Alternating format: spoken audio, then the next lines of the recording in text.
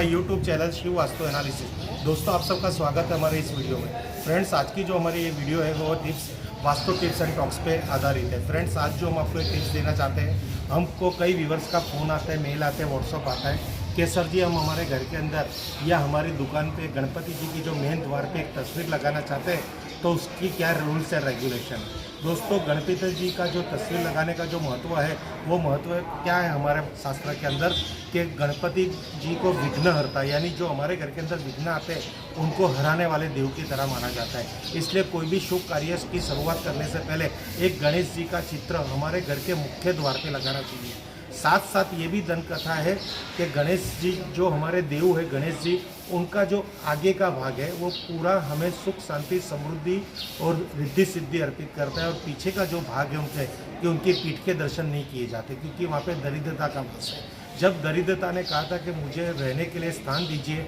दंत कथा में ऐसा हमें शास्त्रों से पता चला है कि दंत कथा में ऐसा कहा गया है कि दरिद्रता ने जब रहने के लिए स्थान मांगा था भगवान से, तो भगवान ने उनको गणपति जी की पीठ के पीछे का स्थान दिया था। इसकी वजह से कभी भी हम मंदिर में जाते हैं तो गणेश जी के पीठ की दर्शन नहीं करते।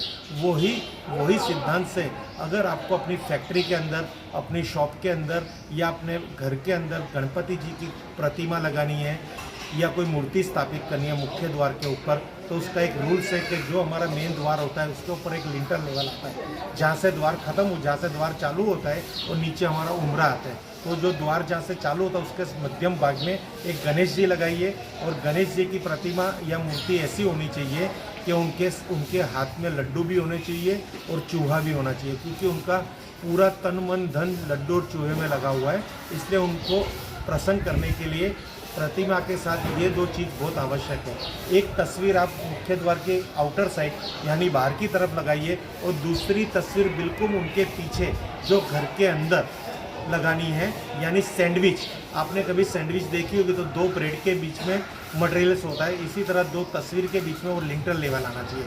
पीठ के दर्शन नहीं होंगे। अगर हम बाहर खड़े होकर गणपति जी के दर्शन करेंगे तो उनके मुख के दर्शन होंगे, और घर में खड़े होकर गणपति जी के दर्शन करेंगे तो उनके मुख के दर्शन होंगे, पीठ के दर्शन ना आए।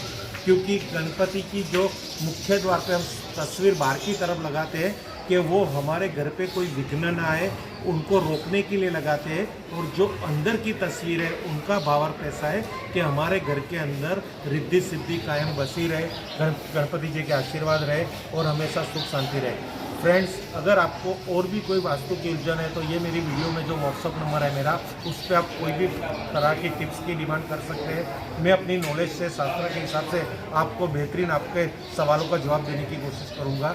यानी आप कुछ भी हमसे पूछ सकते हैं, वास्तु के बाबत कुछ भी पूछ सकते हैं। Thank you friends.